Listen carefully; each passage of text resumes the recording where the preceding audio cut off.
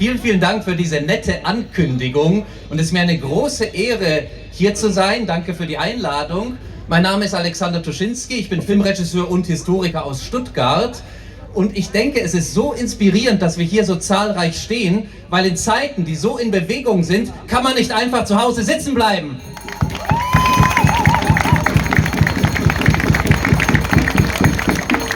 Und was auch so inspirierend ist, wir haben in Deutschland so eine lebendige Demokultur. Wir stehen hier abseits von Parteien oder Vereinen oder sonst was. Wir sind einfach Menschen, die in Deutschland leben, die mit der bisherigen Regierungspolitik nicht einverstanden sind. Wir stehen hier, von niemand finanziert, nicht von irgendwelchen großen Organisationen unterstützt und viele von uns seit vielen Jahren und darauf können wir stolz sein.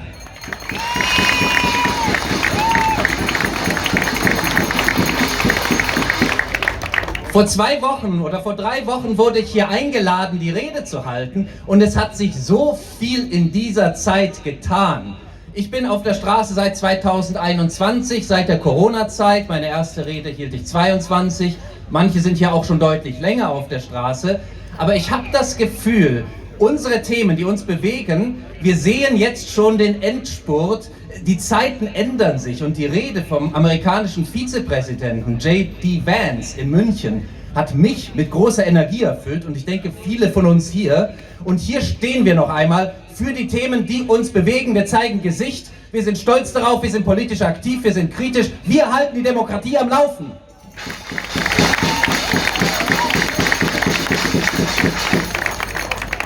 Ich rekapituliere einige der Themen, wegen denen wir hier stehen. Ich persönlich war das erste Mal auf der Straße in der Corona-Zeit, während 2G. Als sogenannter Ungeimpfter wurde gegen Menschen wie mich von Politik und Medien mit schlimmsten Worten geredet. Unsere Grundrechte wurden eingeschränkt, wir wurden diskriminiert und viele gingen da das erste Mal auf die Straße.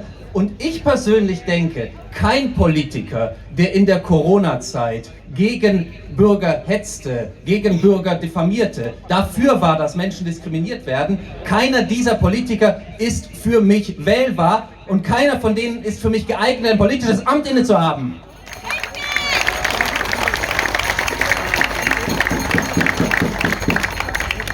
Diese Zeit muss aufgearbeitet werden, das ist uns sehr, sehr wichtig. Und die Corona-Zeit ging ja mehr oder weniger nahtlos über in den Konflikt zwischen Ukraine und Russland 2022. Ich erinnere mich, wie praktisch die Hetze gegen Ungeimpfte in Medien und Politik plötzlich ersetzt wurde. Plötzlich war Russland in Medien und Politik, in großen Medien und Politik das Feindbild. Ich erinnere mich gerade an eine Sache, ich war viel mit Zügen unterwegs in der Zeit und da galt 3G, also musste ich immer wieder Tests machen, weil man sonst nicht Zug fahren durfte.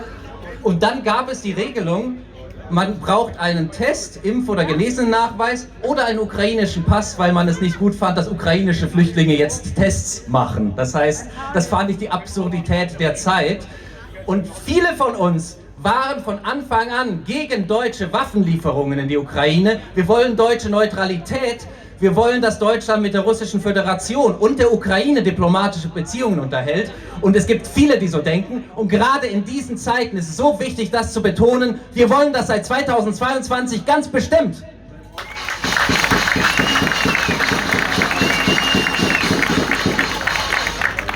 Ich habe gedacht, als Erinnerung an die Corona-Zeit, wir riefen da auf Demos immer Frieden, Freiheit, Selbstbestimmung. Lasst uns das 3-mal zusammen rufen. Frieden, Freiheit, Selbstbestimmung. Frieden, Freiheit, Selbstbestimmung. Frieden, Freiheit, Selbstbestimmung. Frieden, Freiheit, Selbstbestimmung. Sehr gut. Und ich denke, danach kam Frieden schaffen ohne Waffen. Und ich erinnere mich, wie einige Leute, gerade von den Grünen und von anderen Mainstream-Parteien, plötzlich sagten, dass man sowas doch nicht sagen könnte. Das sei eine extreme Meinung. Frieden schaffen, nur mit Waffen für manche. Aber wir stehen dazu, Deutschland soll sich nicht mit Waffenlieferungen in der Ukraine beteiligen. Und gerade jetzt, wo der Wind sich dreht weltweit, stehen wir hier, um der Welt zu zeigen, viele Deutsche waren mit dieser Politik von Anfang an nicht einverstanden.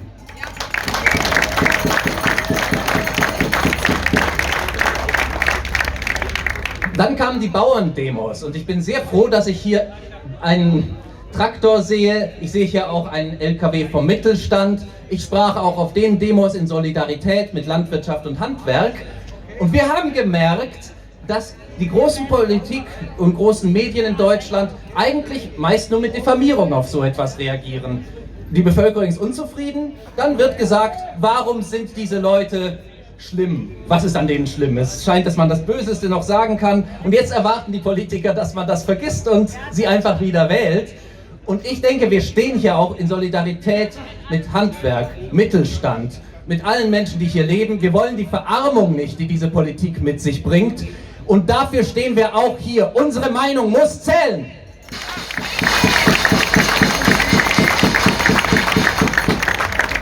Wie geht es euch eigentlich mit diesem Wahlkampf die letzte Zeit? Es wird einem mit dem Holzhammer immer draufgehauen, was man machen soll, wie man was machen soll. Und etwas, was mich persönlich sehr verwundert, es gab große Demos die letzten Monate, die gegen die Opposition gerichtet waren und damit implizit für die bisherige Regierungspolitik.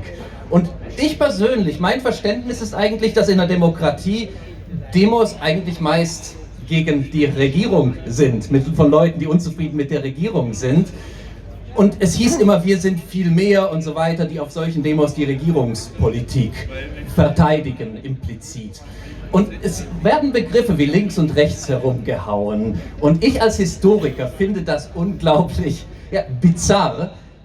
In der Corona-Zeit dachte ich schon, klassisch links, wenn wir mal vom 19. Jahrhundert ausgehen, würde bedeuten, eine Politik, die das Geld von den Reichen, von den großen Unternehmen umverteilen will an die Menschen. Klassisch rechts wäre das Gegenteil. Und irgendwie will die derzeitige Politik eigentlich das Geld von den großen Konzernen auf uns umverteilen. Merken wir da irgendwas davon? Und ich habe das Gefühl, Politik und Medien, die links und rechts so verwenden, dass links Regierungspolitik bedeutet und damit gut und rechts ist das Gegenteil, das kann man nicht ernst nehmen. Und wir lassen uns von solchen Narrativen nicht mitreißen, wir lassen uns nicht diffamieren. Wir stehen hier demokratisch im Rahmen des Grundgesetzes als besorgte Bürgerinnen und Bürger. Wir stehen hier für unsere Meinung, wir sind laut, wir sind bestimmt und uns kann man nicht ignorieren.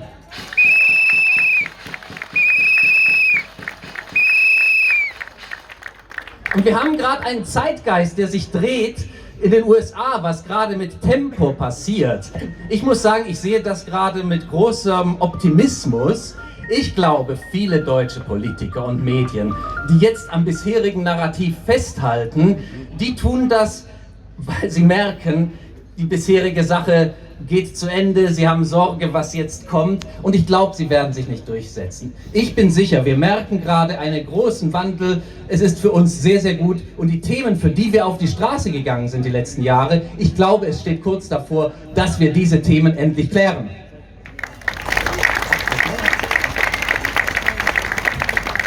Und zum Abschluss habe ich gedacht, ganz egal, wie sich der Zeitgeist in den nächsten Jahren noch entwickelt, ganz egal, wie die Wahlen ausgehen, wir bleiben immer aufmerksam. Wir wissen, wie wichtig es ist, sich in einer Demokratie politisch einzubinden. Wir werden auf die Straße gehen, wenn Themen uns stören. Wir gehen weiter auf die Straße, bis unsere Themen endlich in der Politik ankommen. Und gegen uns kann man nicht regieren. Und ich denke, wir sorgen dafür, dass für die nächsten Jahrzehnte in Deutschland eine kritische und sehr aktive politische Kultur entsteht. Und darauf können wir stolz sein. Dankeschön.